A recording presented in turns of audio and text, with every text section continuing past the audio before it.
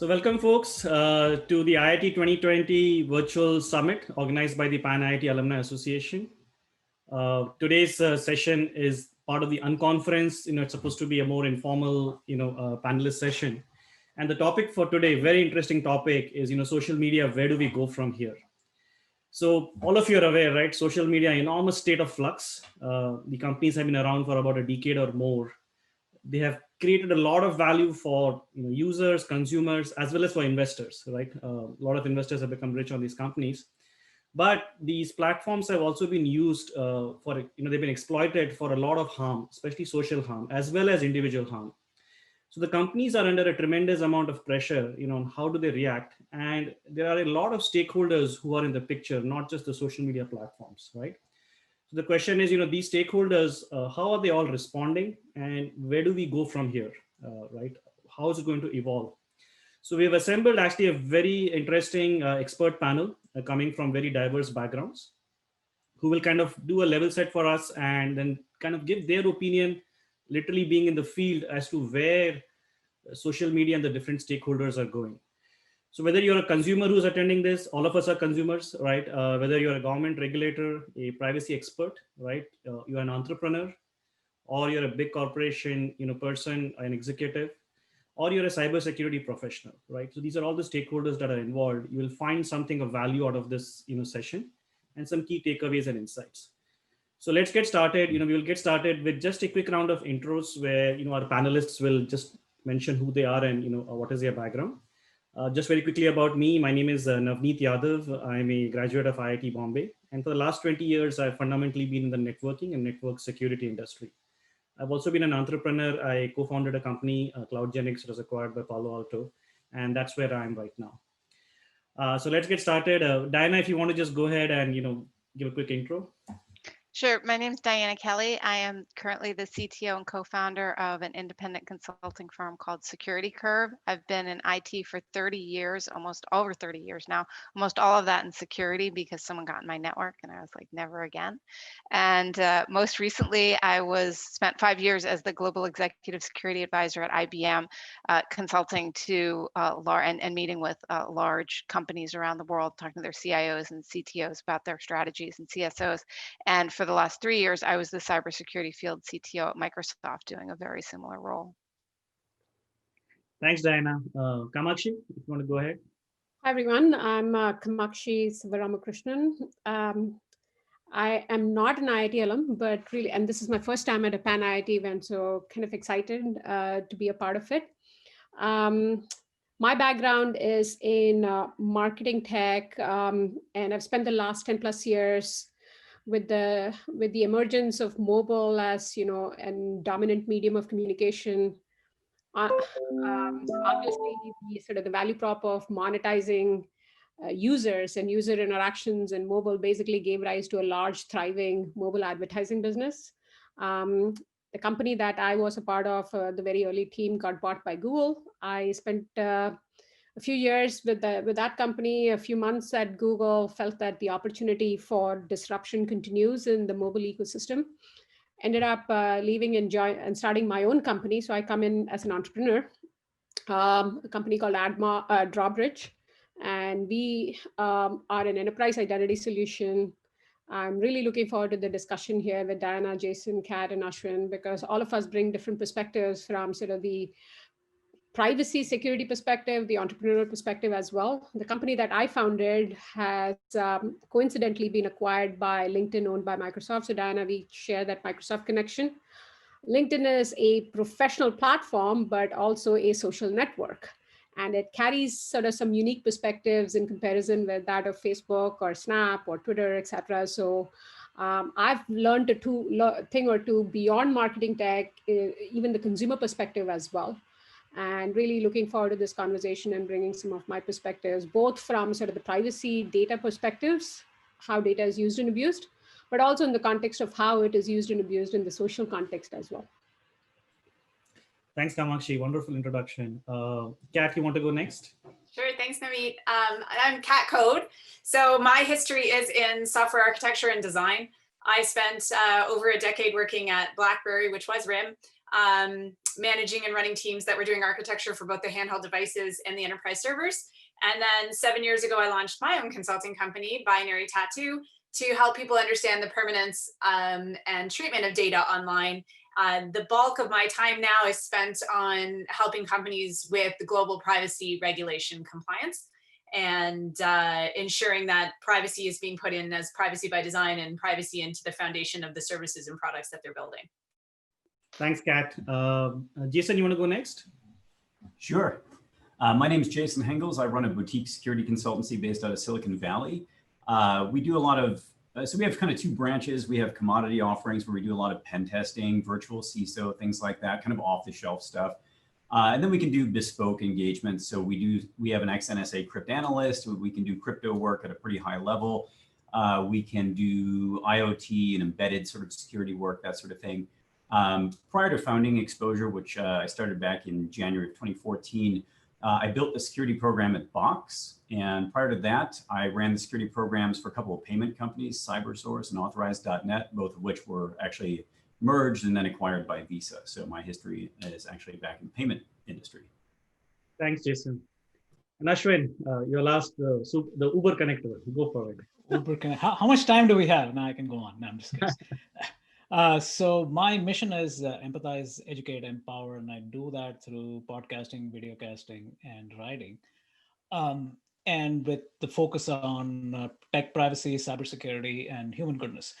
So but in terms of traditional, large company, small company, been through a variety of different roles. Currently, I'm the chief communicator at Secure Dynamics, which is a cybersecurity training, professional services, and co-managed service organization. So happy to be here, putting on the persona of a consumer.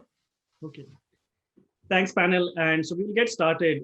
So folks who have joined, the session is in two parts. The first part is really where each of the panelists is going to take on a persona and address a particular audience.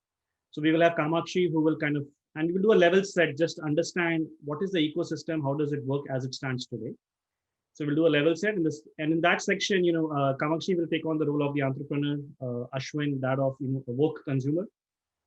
Kat will talk about privacy and government regulations.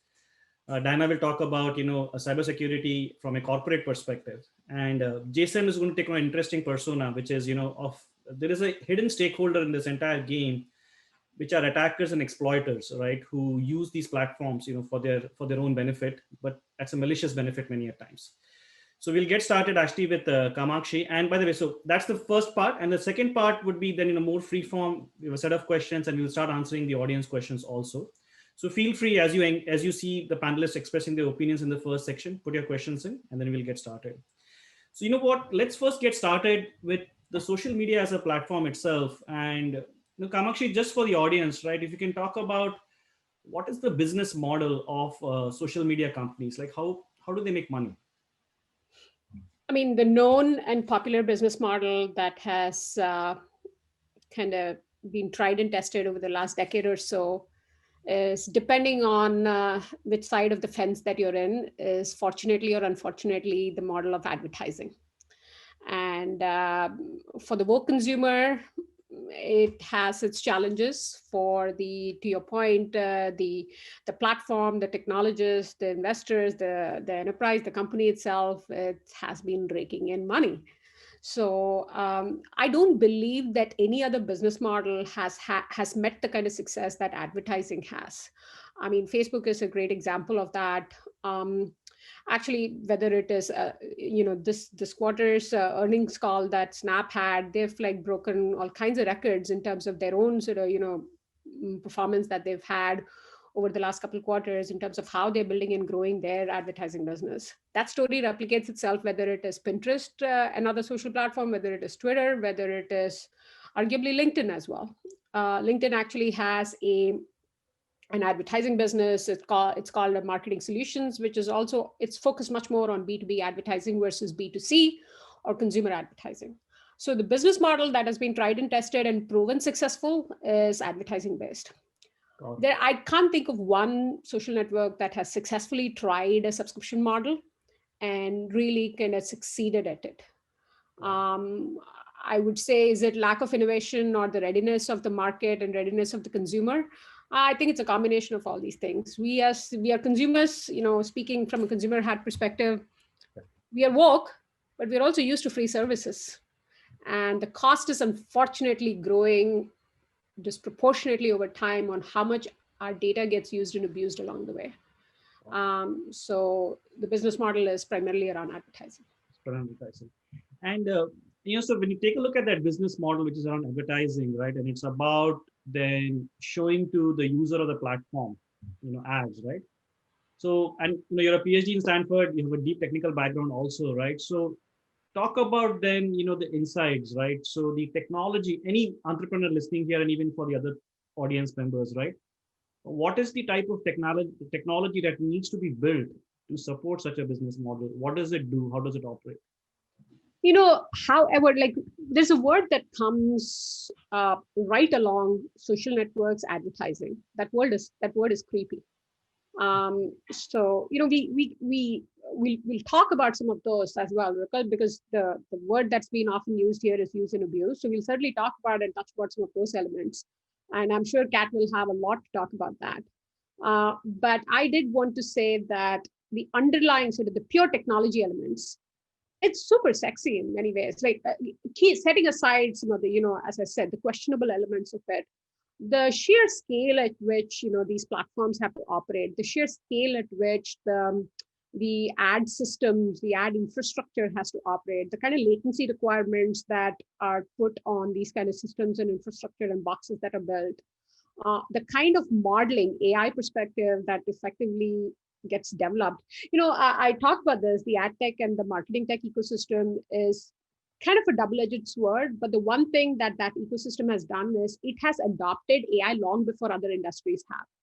And in some ways it has really leveraged it. Now, again, the user abuse is a separate point, right, but I think it has shown to sort of a variety of different use cases, applications in industry, the use of AI, and especially the use of AI in the presence of big data. So from a technology perspective, you're talking about big scale sort of serving infrastructures, large scale serving infrastructures. You're talking about AI technologies. You're talking about data infrastructures. Some of these, data infrastructure sort of startups and innovation that you see in that arena are actually driven by ad systems. Ad systems push the frontier of technology in ways that probably others don't, right? So that's sort of a snapshot of, from a technology perspective, what you're thinking about. Just to give you a sense, many of these social networks operate kind of the equivalent of how financial markets operate, sort of financial exchanges. There are advertising exchanges, believe it or not, that many of these guys operate, whether that's Twitter or Facebook, etc. These guys trade tens or hundreds of billions of ad transactions on a daily basis. The sheer volume is mind-boggling. You think about high-frequency trading in the financial markets, this is an order or two of magnitude higher than that. So from a technology perspective, there's a lot of innovation. And as I said, you have to separate sort of the use and abuse from the underlying technology itself. And this has actually pushed the frontier in some of the adjacent and distant fields as well. Right. And actually something to, as you mentioned, that something to just add to that, a lot of the technology that has come about, say Google is ad-based, or from LinkedIn. From LinkedIn, we have Kafka. From Google, we have Kubernetes, right?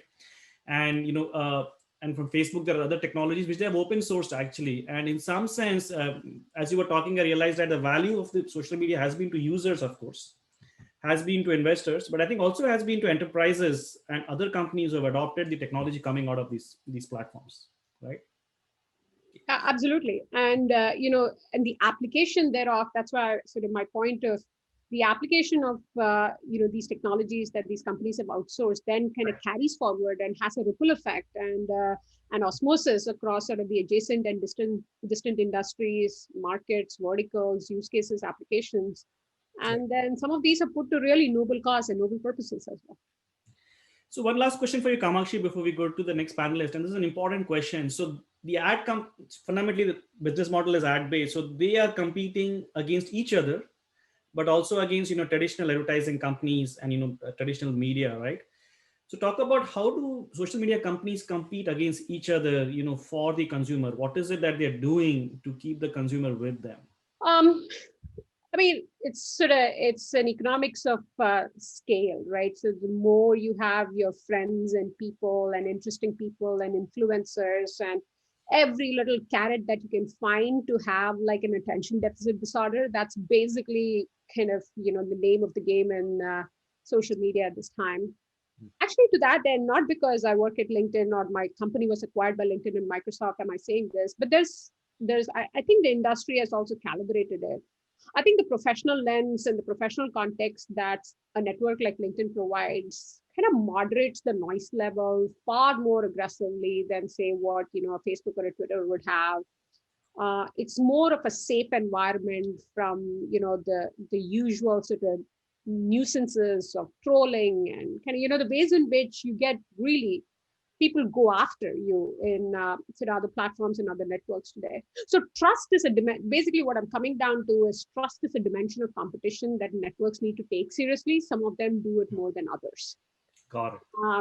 And as I said, so every carrot and every sort of bell and whistle you can hang out there to get the consumer's attention, whether it is this fleeting stories as a format or fleeting videos as a format, or these are also, the tactics that are deployed by all of these networks, some of which, others follow or not.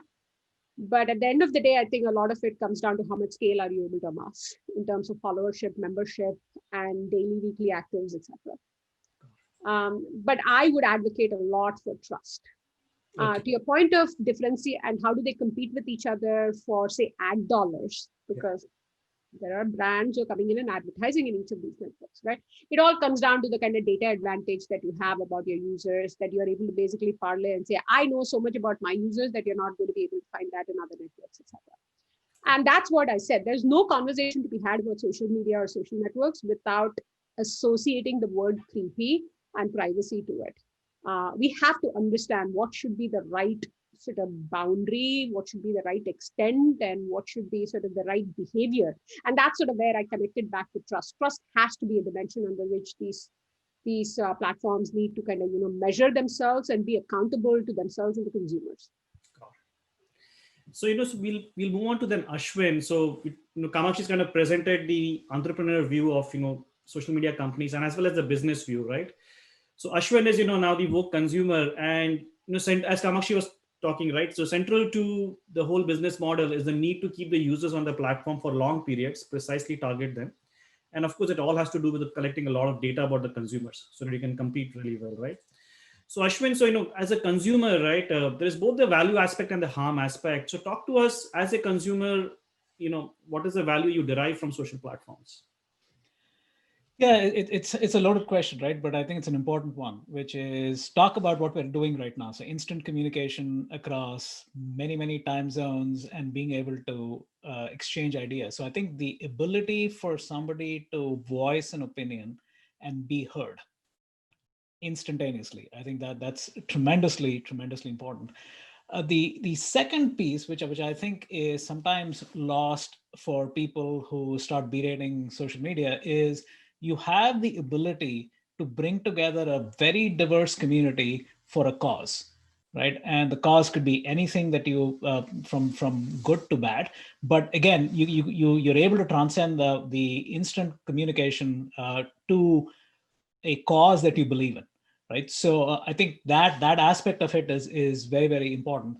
And if you look at where we are right now, right? We talk about work from home, we talk about study from home and schooling from home and all these other things. But you also have to realize that underlying all of this is the means for people to stay connected. And I think increasingly that linkage is becoming life critical, right? And imagine if you talk about internet access, but on top of the internet access, you're not doing VPN or Telnet or FTP anymore, right? You're relying on social media to get people connected. So I think there's an enormous focus, especially now that COVID is brought in to the situation, to be able to understand what that is capable of. And when it comes to the worry aspect, right? So there is both the worry at the individual level as well as the social impacts, right? So again, as a consumer, what are the things that worry you, keep you awake? And also, I think something that worries you about other consumers not being aware, right? We'll talk about that.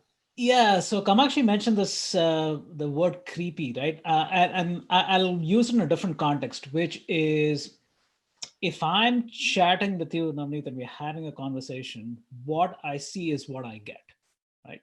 And we know each other. So the challenge with social media, and I was talking to somebody yesterday, and she's extremely proficient and a good tech person. And she was telling me, hey, I've been posting regularly and typically you comment on my stuff, and why didn't you comment? And I said, haven't seen anything. She said, but you're my first degree network.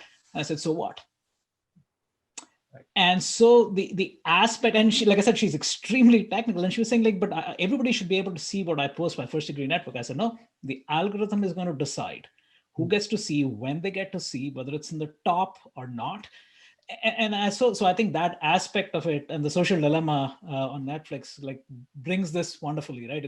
It's not like you're talking on your phone, you're talking you're engaging with your laptop, you're engaging with machines, engaging with algorithms on the back end. I think that's the first thing that you, as a consumer, just understanding the fact what you see is not what you get, right? You're being shown something that the algorithm has decided you need to see. And as Kamakshi was saying, could be ad driven, could be mission driven, could be something else, but you have no control over that, understanding that aspect of it. I think the second aspect of it is just to from a scariness perspective is, and I'll use WhatsApp just as an example, right? They came out with this feature called disappearing messages. And I kid you not, right before this panel, I spent about 20 minutes trying to understand, is there any FAQ on their website in terms of, does disappearing mean Facebook and WhatsApp don't have access to the data? My future employer who asks for, hey, what has Ashwin been doing for the last 5 years, don't have access to the data. And there is no mention of that, right? And there's a tremendous amount of mention of, hey, if somebody does a screenshot of a disappearing message, is it going to disappear? And if somebody replies later on. And I think that is a huge disservice. It's an important feature to have, no doubt. So, but you're giving people the leverage of saying, hey, it's one and done. The challenge is not being transparent, and not and we've seen brands, right, outside of tech that have done this and done tremendously well. Zappos is a great example, right? Unfortunate demise of Tony Hsieh, the founder, and it was built on customer centricity. It was built on transparency. Buy as much as you want, keep it for a year, and send it back. You'll get to a live person every single day. And best part, if you don't find it on Zappos, we'll find it on a competitor's site and get you to them, right? So my point is, I mean, there are examples of this outside of the tech world that allow you the ability to engage, and I think that is missing. Got it. And at the societal level, right? So there have been so many stories about the use of social media to actually cause physical harm, right? So, and again, different consumer perspective is different. So is that something that bothers you a lot, or not as much? What do you feel? It's a great question. A good friend of mine called me yesterday. He's a captain on United Airlines. And we started talking about, he asked me a quick question and say, Ashwin, if you had 5 minutes before your day begins, where would you go and get your information or your news brief from? And I was like stuck, right? Should I go to NPR? Should I go to CNN? Do I do 2 minutes on CNN, 2 minutes on Fox News, so I get two different perspectives? Do I go to somebody that I trust on YouTube and see what he or she has posted? I didn't have an answer for that, right? So the challenge at a societal level is we end up going to familiar places, and that becomes an echo chamber. You go what you want to hear, and you hear what you want to hear, and therefore you will not go somewhere else, right? So I think, and that is what social media thrives on, right? Oh, so if Ashwin is going at 7 a.m. to CNN.com every single day, boom, there we have that, right? And everything that Kamakshi mentioned, I'm sure we're going to talk about that through the rest of the panelists. But for me, I think that aspect of it is amplifying what you already feel. And I think the ability to actually open up a paper, right? Right. Open up, I mean, I physically read the Wall Street Journal. I don't go to wshare.com because I want to have a diverse, now clearly there's bias into that paper itself, but at least there is a variety of things that I can read versus, like I said, this whole machine, which is telling you, hey, Ashwin, you need to read this, you need to see this, you need to view this, right? Because this is what you've professed to us. So I think that aspect of, I want to read what a I mean, quote unquote unbiased view is, but I want a diversity of opinions, which clearly social media is not built to serve. Correct. And as you were speaking, it feels almost like that echo chamber effect.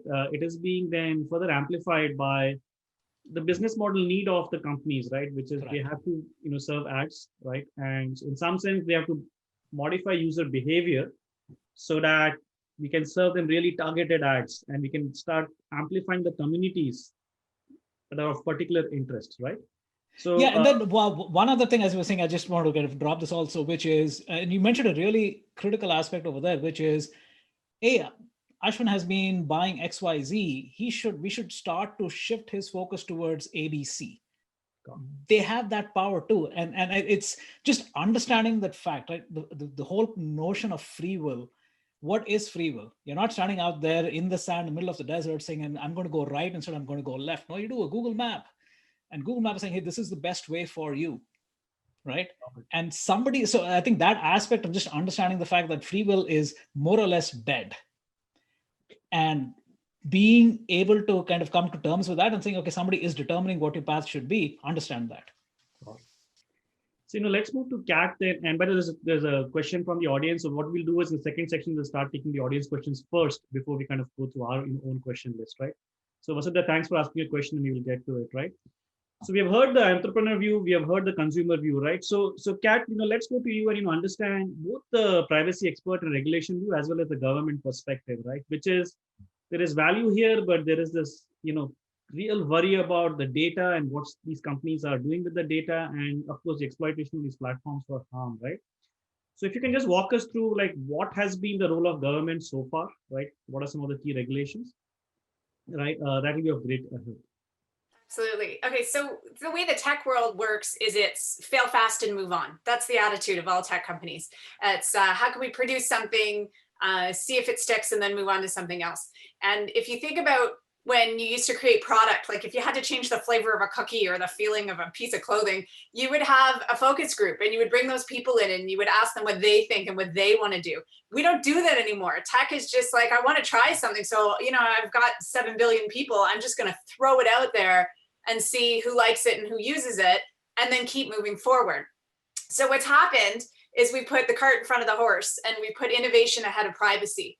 And we are so quick to want to innovate that nobody's stopping to consider the individual rights of the people that we're using this data from. And that's where the government has had to step in and say, look, if you're not going to consider the rights of individuals, we're going to protect it and we're going to set up these regulations. So the biggest one that people are talking about right now is GDPR. And that one came into play in May of 2018. And GDPR, I mean, there's a lot out there. There's a lot of existing regulations out there that were out before GDPR, but GDPR was one of the first regulations to impose large fines and do it regularly. And so to me, because I'm passionate about privacy, people are like, why should I do this? And the answer is because it's the right thing to do. Protecting users' privacy and individual rights is the right thing to do. But having that impetus of saying, look, if you're not going to do this properly, if you're not going to handle individual rights properly, you're going to get fined, then that is suddenly becoming the reason that companies are saying, okay, well, I want to avoid the fine. So how do I do that? Got it. And, one other question, Kat, is if in those audience members who are like privacy experts or consultants or government regulators, right? As well as, companies who want to do the right thing by privacy. It's such a gray area. It's not very clear what has to be done. So I know you have a framework as to how do you think through privacy, right? So if you can just talk about, so it makes it clear to the audience, this is how you need to think about privacy, whether you're building a platform or you're trying to regulate a platform. Yeah, so all of the regulations have common pillars. Like if I always put it in terms of a house, there's data control. It's how are you handling an individual's data if they would like to access it, alter it, or delete it. There's consent management, is how are you ensuring that they know what data that you are taking, how you're using it, and how are you ensuring that they've actually explicitly consented to you having to do that. Part of regulations is incident management response and breach notifications. So that's another pillar. And then the fourth one for me is definitely training and education, and assuming that that everyone in your staff has to know a little bit about regulations and privacy, from your customer service people who are collecting potentially private information over the phone, certainly from your developers and your product managers who are designing fantastic ideas, but need to be doing it with privacy in mind. So that to me are the pillars of all the regulations. what's at the base and foundation of all of this is privacy by design, which has kind of become a buzzword, and people are like, oh, not that again. But it's the foundation. And I always explain this, like, you never invite someone to your home and go, check out the foundation of my house, it's really great. Nobody wants to see that. They want to see like the cool user experience of your design and elegance. And that's largely why a lot of social media hasn't cared about this foundation, because nobody cares, nobody sees it. But putting privacy into the foundation. So things like separating private data from data that isn't identifiable, things like masking data, things like access control, so that even the individuals in your company can't access private data that they shouldn't have access to. Implementing all of these strategies at the bottom level of your design actually has everything else fall into place. So, I mean, I also look at it like, you know, if you ever have a safety deposit box, you get a key to the safety deposit box room, but you only have a key to the box that you have visibility into. And so if somebody had designed that room so it was just open shelves, well, then you're going to go in and now you have a risk of privacy of seeing everyone else's private stuff. But because somebody designed it in a way where everyone's private information was separated, now there's a far less risk of a breach. So really implementing all this privacy by design stuff, it isn't just for checkboxes, it actually prevents risk, like it's a risk mitigator, and it prevents privacy breaches.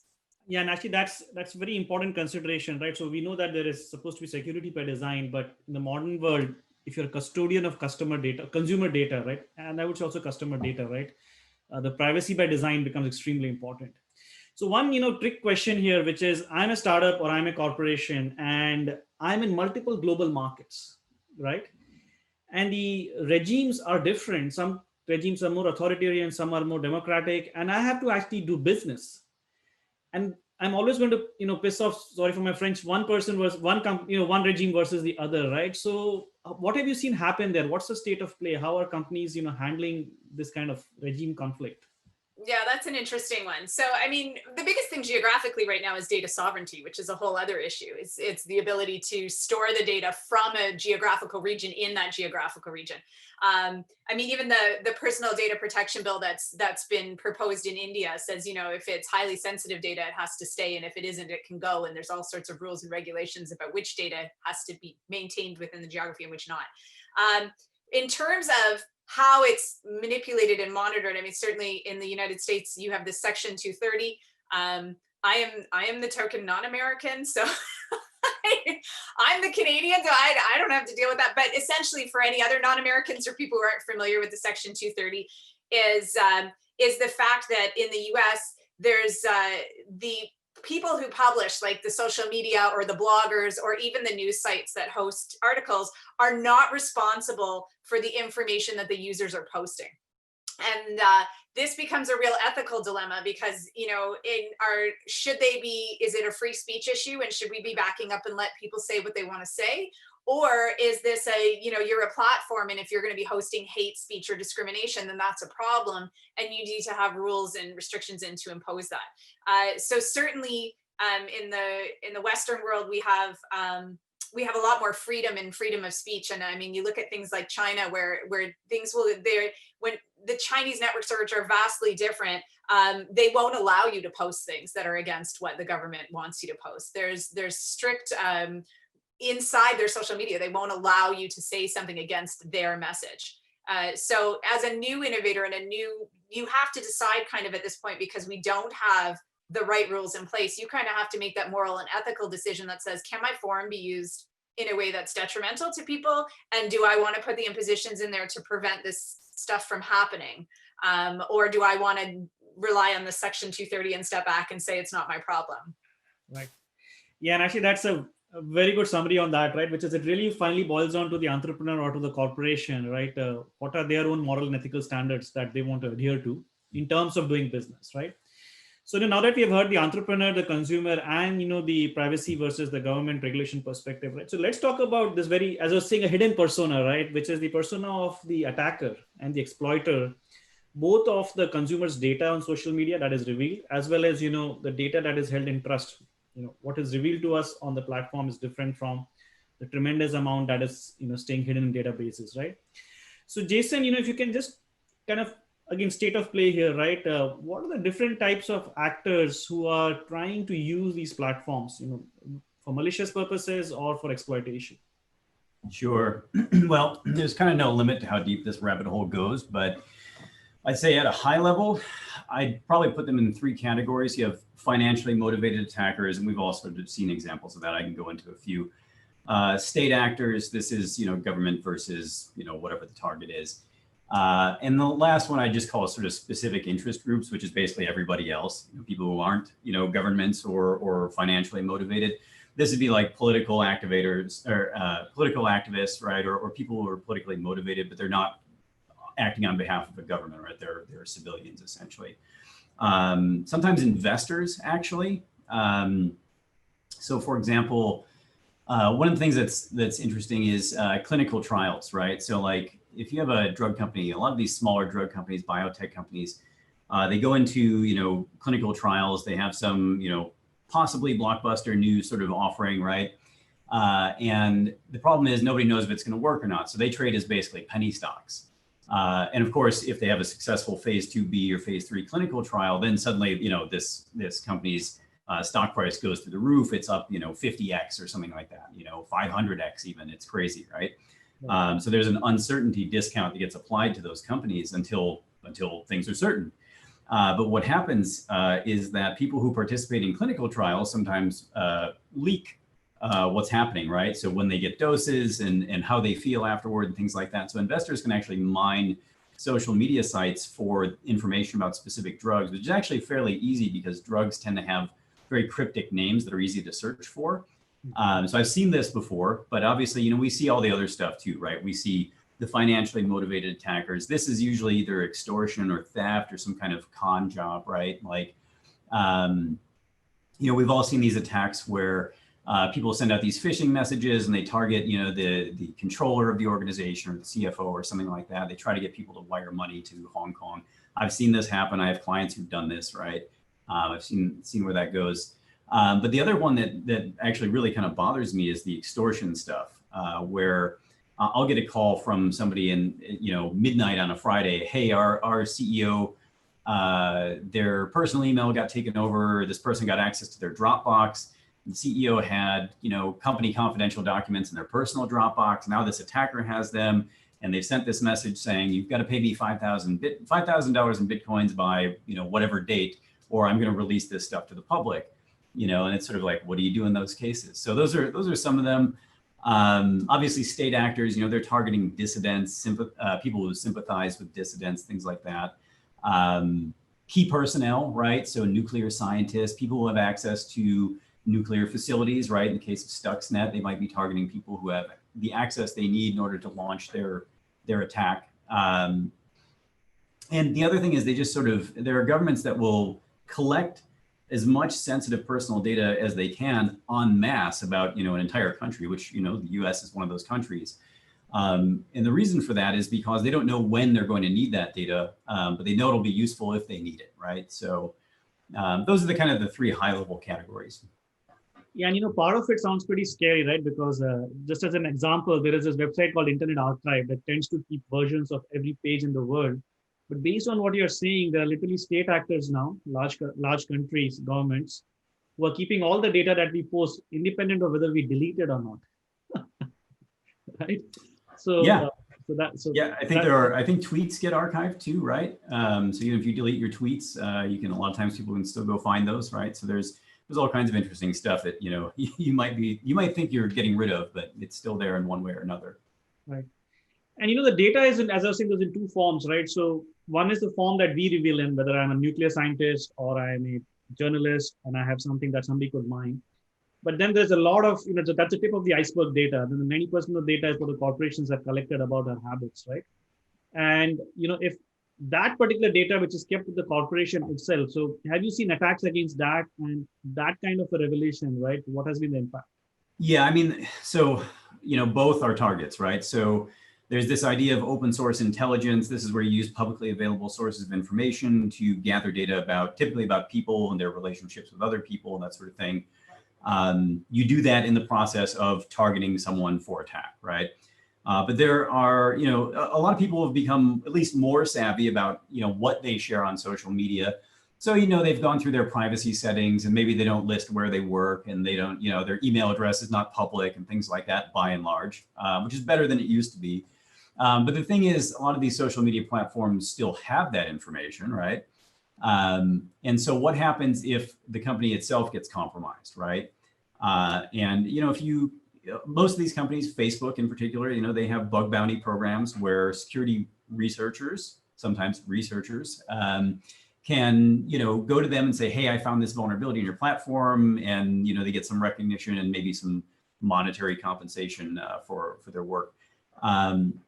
And if you keep track of that and you watch those vulnerabilities, you can see that, there are still some pretty scary vulnerabilities being found on these platforms on an ongoing basis. And some of them absolutely had the potential to leak all kinds of data that the platform has about people that are on the platform, but isn't necessarily made public, right? So, and there are people who are absolutely trying to exploit those platforms to get that kind of data. Got it.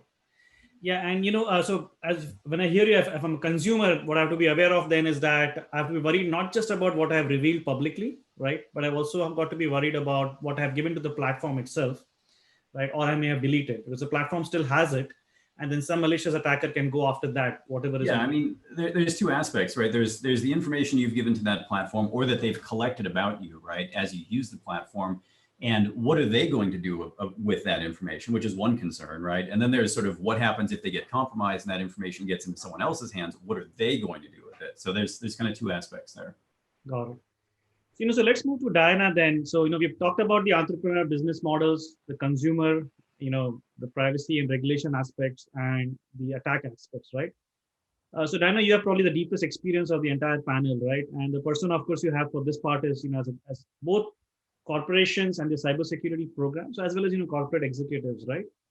So explain to us, how corporations have been responding, to both the changing privacy regulations, right, and to changing cybersecurity needs, and both types of corporations, social media companies, even Microsoft, and they had a lot of consumer data, as well as, non-social media companies having consumer data. Yeah, so corporations obviously that that are social networks or have social networks, right? Microsoft owns LinkedIn, or Twitter is Twitter. So yeah, they've definitely been looking at it. We're actually well aware of GDPR before it was even implemented, so that they were preparing for months, in some cases years in advance. And these companies do keep up to, abreast of the different policies and the requirements and the regulations in the different geolocations where they work. So they have a lot of really smart people, a lot of like super cats that need to work for them to help them to understand what they need to do to be compliant. But most social networks, certainly the larger ones, are well aware, and they do put that planning in advance so they can design for privacy and also to be compliant in the different locations where they operate. So if you're using one of the large social media platforms, I don't think you as, if you as an executive need to be concerned about, are they going to be compliant or not to these privacy regulations. If you're running one of them, then continue to do what you've been doing, which is to get a smart legal and privacy team on your side and have them watching the activity around the world, because it is very complicated, as Kat was discussing. It gets very complicated by by location. And since these companies are multinational, they have to not only understand locally the rules where they're operating, but they also need to see how that's going to fit or normalize across their global operations. So with the executives, though, looking at use of social media with their employees, with their customers, the reality is that you really can't be in business today and not be on some kind of social media, creating a brand on social media, because your customers are on social media. So whether or not you like it, And I know that I even struggle, with my own company and my own personal brand, having to, spend the time and keep up on it. The reality is that this is the way to interact with your customers right now. So you need to pick at least some of the big major platforms, think about where your customers are, what they're doing, and how you're going to be able to engage with them. Because just saying we're just not going to have a social presence because, as Jason was talking about, data could leak, or we don't feel that we can get the right tone, that isn't really an option. So you need to understand which platforms you're going to be on, and then what your program is going to be for the organization in order to be successful, because there are a number of different ways to approach social. Some companies, they really get into it. They like that kind of freewheeling opportunity. There's been like fast food companies will kind of like poke fun at each other, because that's sort of their voice and their model. You don't see that as much. Tech in general, you don't see big tech giants kind of throwing shade at each other. Right. But so each division and sector is going to have, and each company has to decide what their tone is going to be. But the option to not engage on social is really not a possibility for most corporate executives for their brands, for their companies. Got it. And one question that I always have, and I've heard friends ask that same question, which is when we look at the spectrum of social media as well as non-social media companies who have consumer data, right? Some seem to be more responsible. Like and this is my personal opinion, like Facebook, they don't tend to be in news as much about cyber breaches or data breaches, and some like Facebook tend to be more often in the news continuously, right? So the question that I have, and colleagues have, is like, are these companies, like, what have you seen, right? Are companies just focused on the letter of the law? Look, I have Section 230 protection, I'm covered, let me make more money? Or are they really trying to go beyond regulation, right? What is your feeling, like looking at so many companies and so many years? Well, there is two ways to look at it, right? There's one, what is this social media organization doing with my information that hasn't been made public? So if you're on Twitter and you're tweeting, you knew you were tweeting and you did that on purpose. You wanted that to be public. Now, the content of that, I'm going to get to in a second, but because that really starts to get into things like free speech. But your public stuff is public. If you didn't want it to be public, that's kind of on you. You need to be a better user. Your company needs to be a better user. Where it does start to intersect is, what about what you've put onto the platform that you thought was private? A direct message or a one-to-one conversation with a customer or with a business partner. If your social media provider doesn't take security into account and hasn't built security in, then that aspect, that part of it, that what you thought was secret on that platform could then be made public. And in that case, it's really just like you would do with any kind of product that you're buying. Even though we don't buy social media, we kind of do, in the sense that, as was discussed earliest, we're all the product, in the sense that we are potentially being sold to. There's advertising on the social platform, so we are we're consuming it in that view too. So think about which ones you're going to engage with, and do you feel comfortable with their model and with their security model? Because if you don't, you might want to think twice about whether or not you're going to trust that private side of it. So maybe stick just to the public side. And then there's a whole other aspect, which Kat had touched on, which is what can these social media platforms do to police or otherwise can't think, I'll just stick with police the content that's going to be put out onto that site. So what if somebody starts, we all know that in the United States that you're not supposed, we have free speech, but we also have some limits on that free speech when it impacts the social good. So if you're in a theater, and this is the most common example that people use, if you're in a theater and there's no fire, you don't stand up and scream fire in the crowded theater, because that's going to cause chaos, and you're causing social damage. But how does this transfer online, and what do you as a company need to be able to do to defend your brand if, for example, people are slandering you publicly, but then they say, well, it's like this really terrible thing about your company, and then they put /s for sarcasm, or /JK, just kidding. What kinds of rights do you have now that you're engaging and you've had something like that take over? Early in Twitter, there were issues where people were getting accounts were created for them, and especially people that were known and branded. people would come up, and if you didn't have an account, someone would come along and say, I'm you. And, for example, I have a friend in cybersecurity who's pretty well known. He's got a personal brand. Somebody created an account for him and made this weird caricature of things that he would never say, but they literally put words in his mouth. And now Twitter does things like they do more verification. You can get that little check mark, but there are still pockets on the network and in social networks where it is possible for somebody to start throwing mud at you or your brand, or implying that your brand does something that it doesn't do. And how do you defend against that? And that's a very separate issue of, do you trust them to keep your DMs private, versus how do you feel about being on this platform when the ability to defend yourself is a little bit different than if somebody writes an article and puts it in the New York Times and it's inaccurate or slander. That's a very different situation than if somebody tweets with a little JK at the end, or if somebody posts something on Facebook about your company. So that's something that I think the executives really need to take into account. Thanks, and I think that at least gave a perspective on both the state of the play for corporations and cybersecurity programs, right? So let's go to a few audience questions. This is the free form. Feel free. Folks can jump in from the panel. So Vasudha has asked the question, which I don't fully understand because I'm not in the social media world. So what she's saying is that let's talk about organic social media. What is your opinion on building a brand organically instead of spending on paid? Is it really an option given the algorithms and other hidden features of social media? So anybody would like to respond to that, who understands what is organic social media? So I'm not an expert in organic versus inorganic marketing on social, but I've got some experience with it.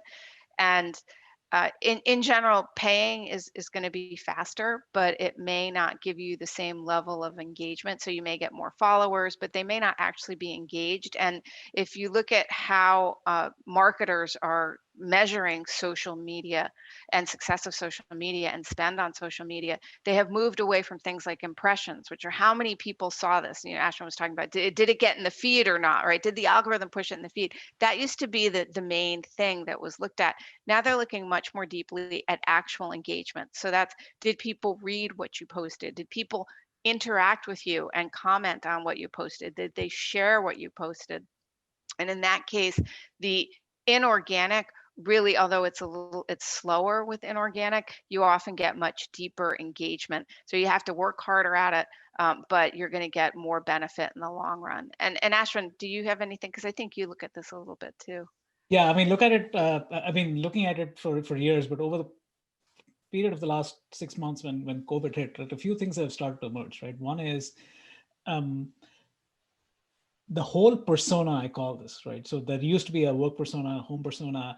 It doesn't exist anymore, right? And I've seen this personally for myself. My personal posts are being commented on by CISOs. My technical posts are being commented on by people who are, oh yeah, I didn't know that we could do that, right? So for me, I think it's just adding, the more vulnerable you are, the more you talk about your failures so others can learn from them. I think that is a complete about face from, hey, come and buy and do all this like lead gen and marketing. And I think some companies have gotten wind of it and are doing it, but majority of them are still in that old mold of, okay, let's do these ads. Let's make sure that we're able to have a one hour, imagine, right? You have a 1 hour webinar, people like even this panel, for instance, right?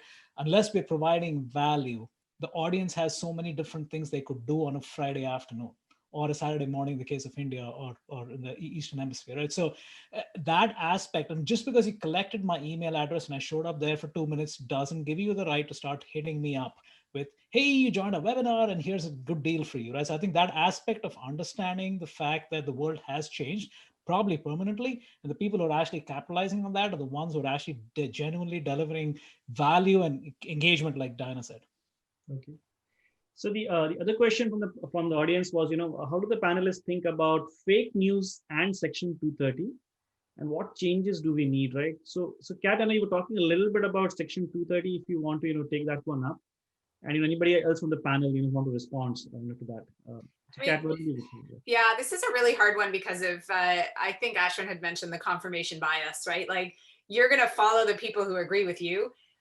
So what I say is fake news might be different than what you think is fake news, even though we should have the same opinion. So I think the real question becomes, how do you regulate which news is the real news? You know, you see all these memes now where you used to say, hey, here are 17 scientists who said this, and everyone was like, yeah, sure. And now people are like, well, I saw a meme on Facebook, so clearly I don't need to wear a mask. It's like we're not, where do you get the authentic information from? So I think that's a really hard question, because are we leaving it to Facebook to decide which news is real and which one isn't? Because they're still a business, and who is going to dictate that they're not being paid a whole ton of money from Fox Media to put Fox at the top of that list? There should be, in my opinion, an ethics committee at the global level that makes decisions about how news is formed. Much like we have the UN could have an ethics committee, but I don't know how you would actually go about implementing that. Because even news from other countries and the world is skewed, right? We see the news out of Africa that Africa wants us to see, and I don't really honestly know what's going on there from Canada. And Kausha, there's a question on Section 230, right? So when you take the view of social media platforms themselves, there is a benefit that they derive from Section 230. And of course, there are challenges that are arising because of that. So what do you think? Should Section 230 protections remain? If they go away, what is the potential harm?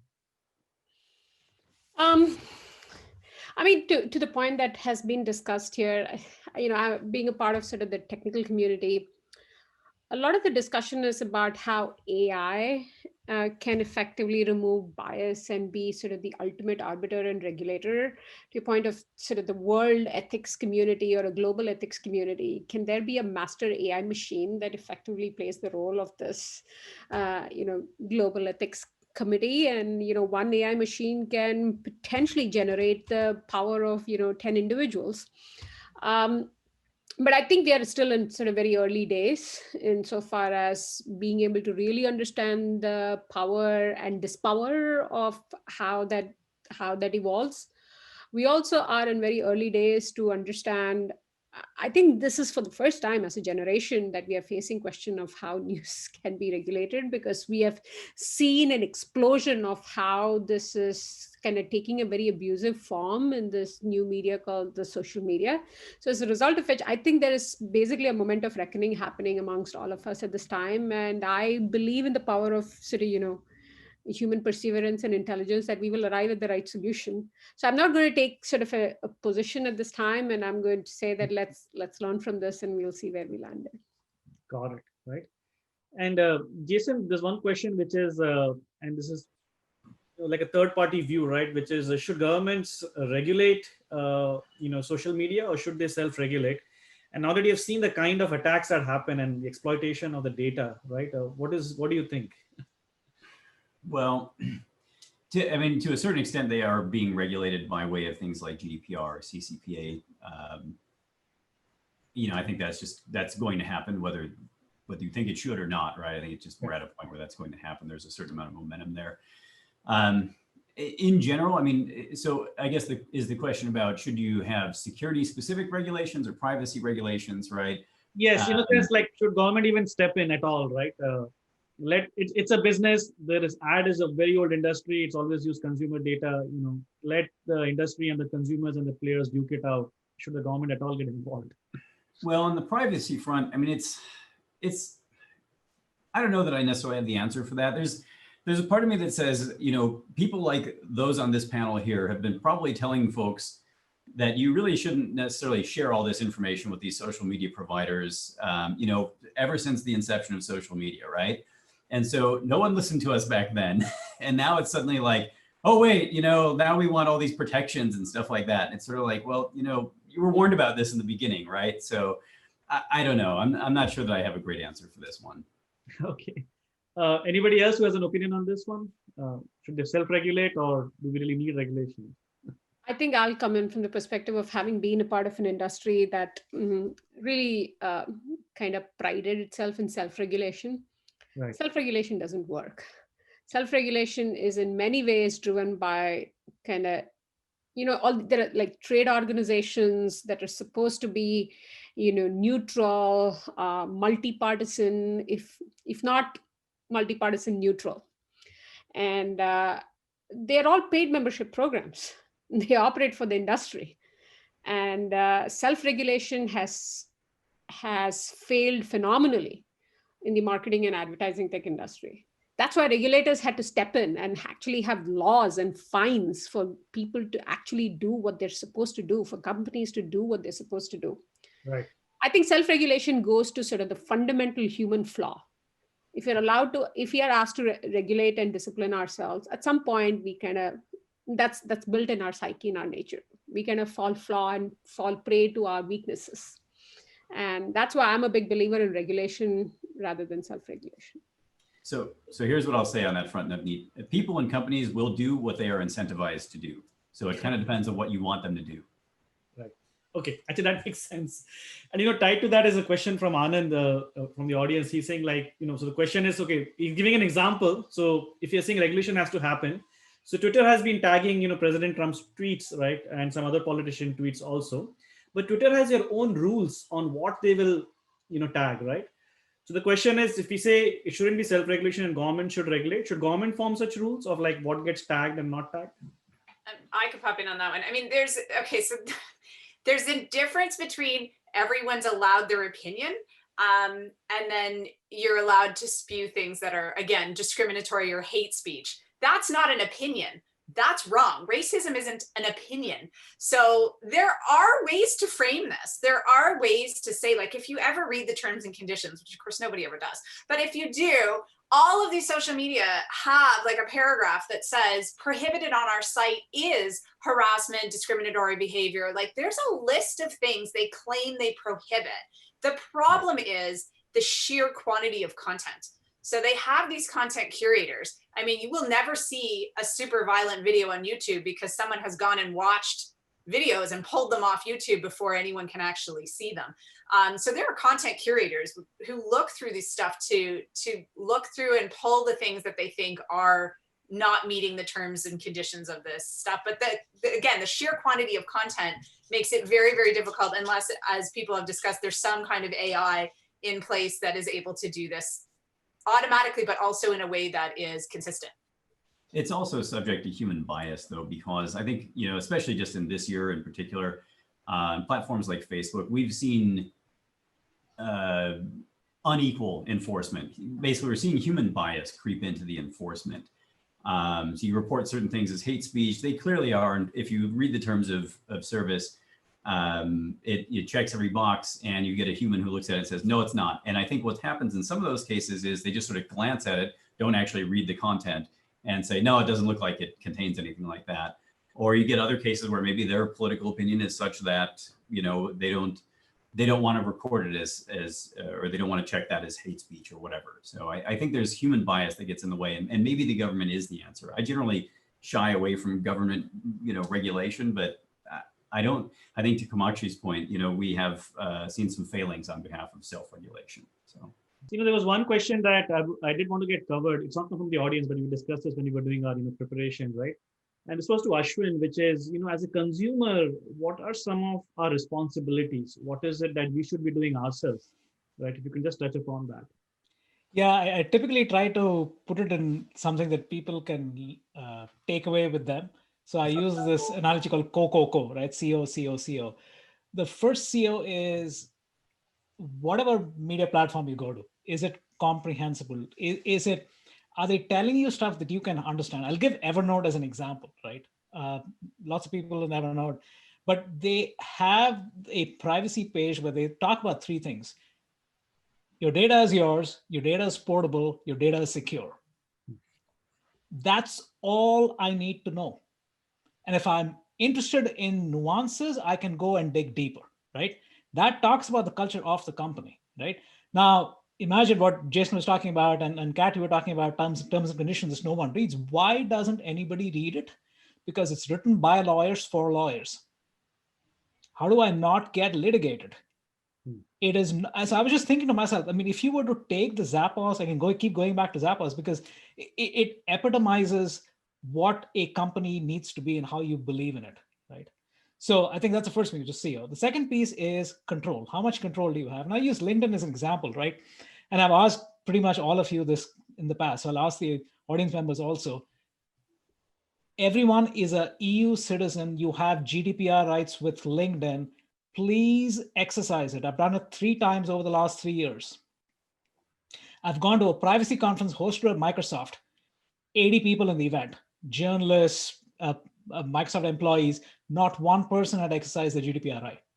This was about a year ago, right? So for me, I think just talking about, hey, what if I have a disappearing message? What if we can do stuff? And LinkedIn is fantastic, right? I'm at all 3 times, my experience has been nothing short of outstanding.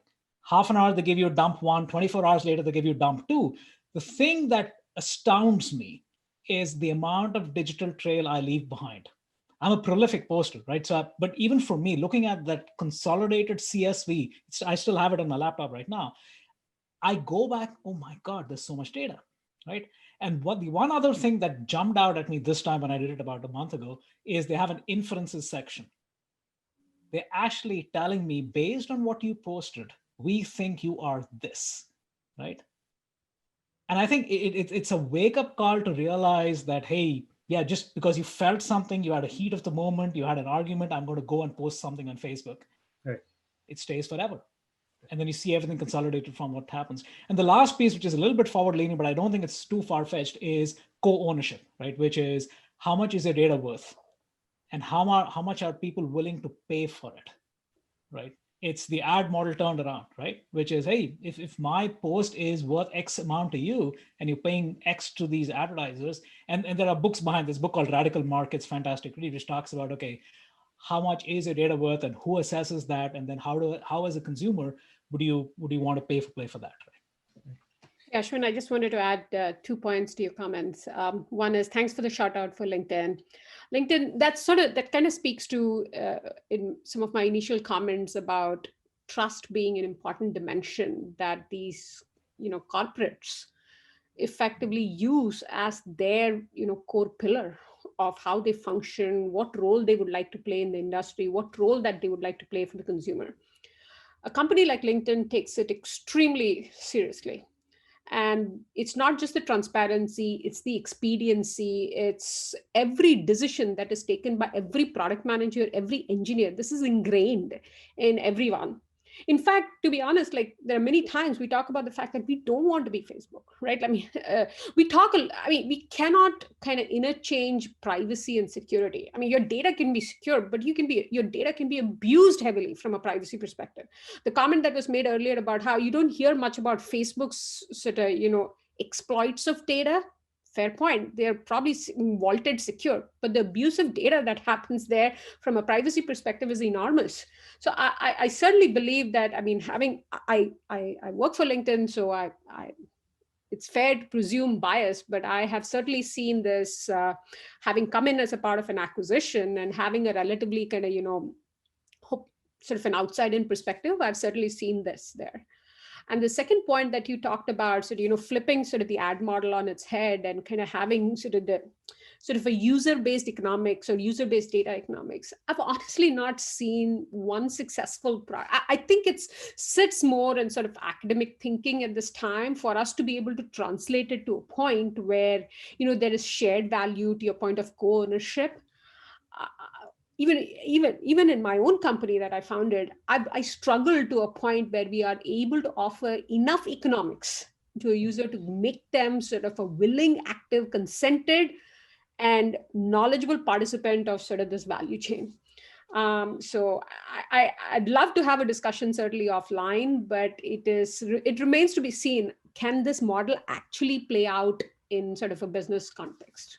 Yeah, I just had one more thing to add, and Jason, you talked about this earlier about the bias, right? And to your point, Kamakshi, is I have this in front of me. This is a guy called Jay Klein, who's a deep researcher at PricewaterhouseCoopers, and he had this thing he calls this the privacy choice dissonance. And they done the survey, and they said, if Navneet, you came to me and said, okay, Ashwin, how much would I take from you in order to give you data, right? Roughly, right? $80, right? But if you already have my data, how much would I pay you to delete it? $5. So it just shows that, hey, and this comes back to transparency, right? Before you take anything from me, I'm going to attribute a much higher value to it, but you already have it. Ah, man, it's too painful, right? You already have it, and the damage is already done. Yeah, $5 is all I'm willing to pay.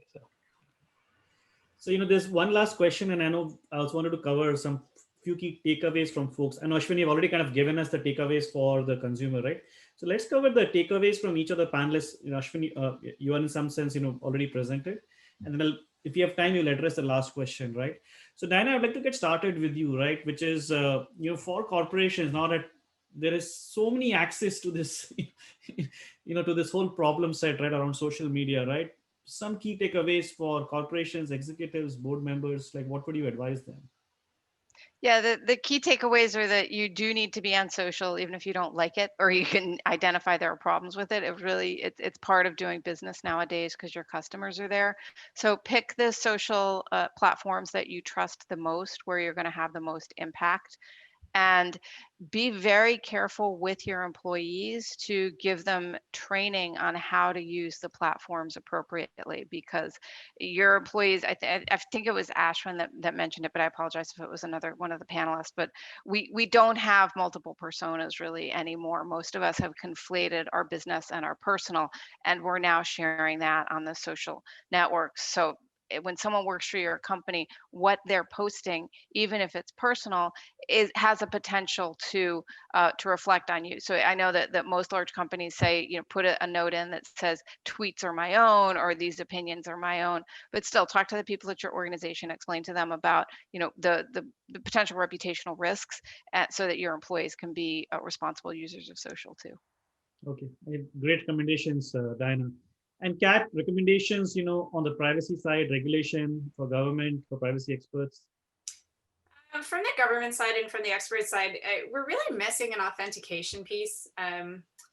With a lot of the regulations, there's a bunch of stipulations around where you are, or what you do, or who you are, and we don't authenticate that well. And a great example of that would be COPPA, which is the Children's Online Privacy Protection Act.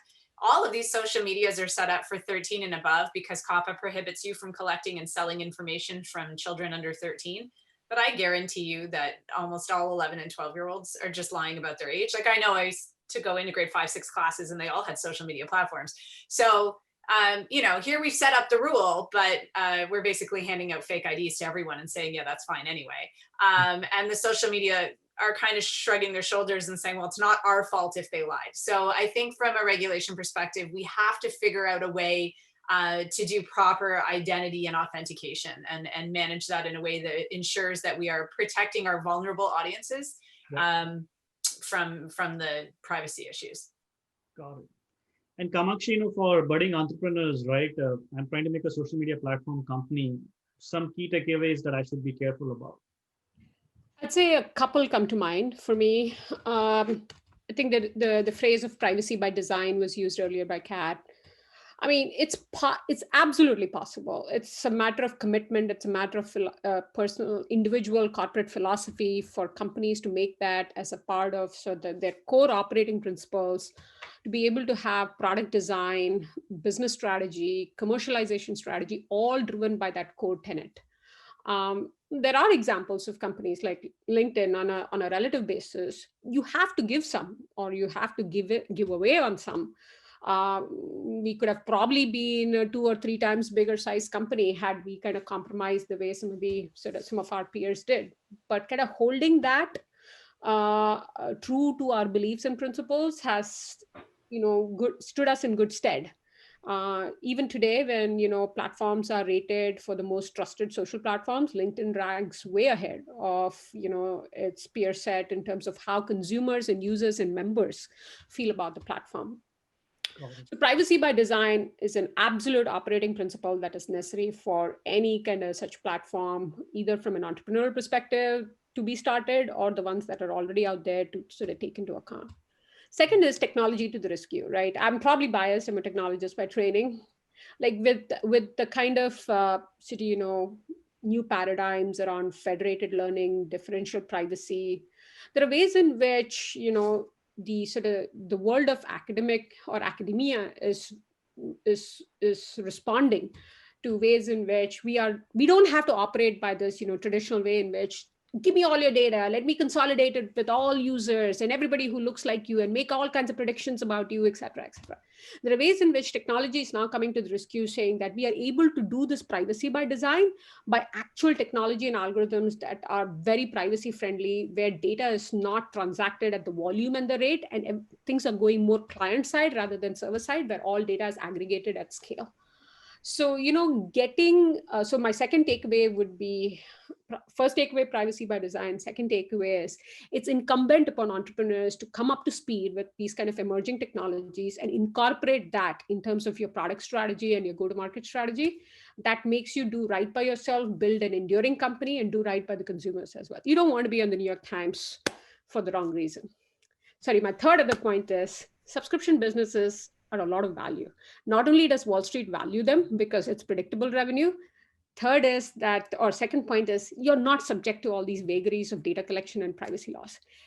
Print media was supposed to be dead. New York Times has made a phenomenal business out of converting a lot of their sort of ad-based business to a subscription-based business. Netflix is another example. Like it's not making its dollars by ad dollars. So I think there is room for innovation from a subscription model perspective, at least in the context of social media. Awesome, and that actually gives a lot of hope to entrepreneurs. So Jason, let's wrap up with you, which is this is data and we hold data in trust, right, company. So from a cybersecurity perspective, whether I'm running cybersecurity programs or a cybersecurity professional, as it relates to consumer data, right, some key takeaways from your perspective, what should we be doing? Well, I think if we're talking to cybersecurity professionals, or what we used to just call security professionals, as a security professional, you need to obviously continue your education throughout your career. So hopefully you're already doing this, but obviously you should be learning about, every year you should take one area in cybersecurity and go learn more about that area, right? So what I would say is take the next year, 2021, and go learn about open source intelligence, right?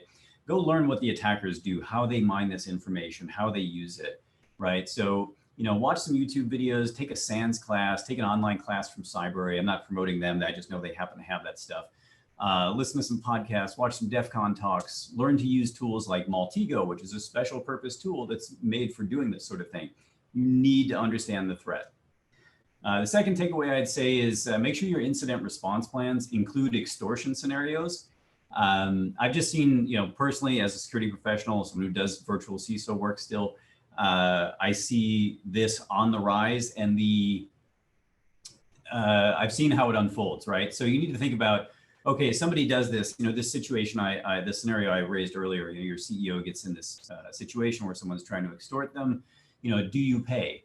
Do you try to drag it out? What do you try to do? Who do you try to report it to? How do you try to escalate? How do you try to, let's say their domain and their email are hijacked. How do you get that stuff back? And here's a hint.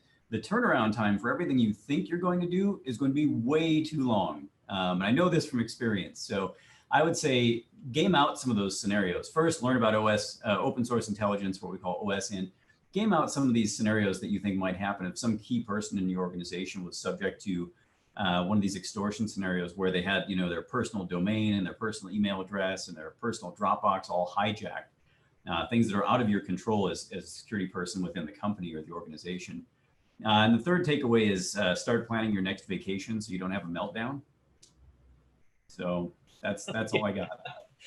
Awesome. Panel, this was fantastic. Thank you. Right, we covered a lot of perspectives, of the entrepreneurs, business model, technology, in the consumer, privacy, regulation, cybersecurity, corporations, and their perspectives, right? So just stay on for a few minutes after we finish, because it looks like we have to redo some of our intros. The session will be recorded and will be posted. So just stay on. Audience, thank you. You asked some great questions. I know there were a couple of questions we could not address. So we'll see if there's some other way of, addressing those. Thank you so much.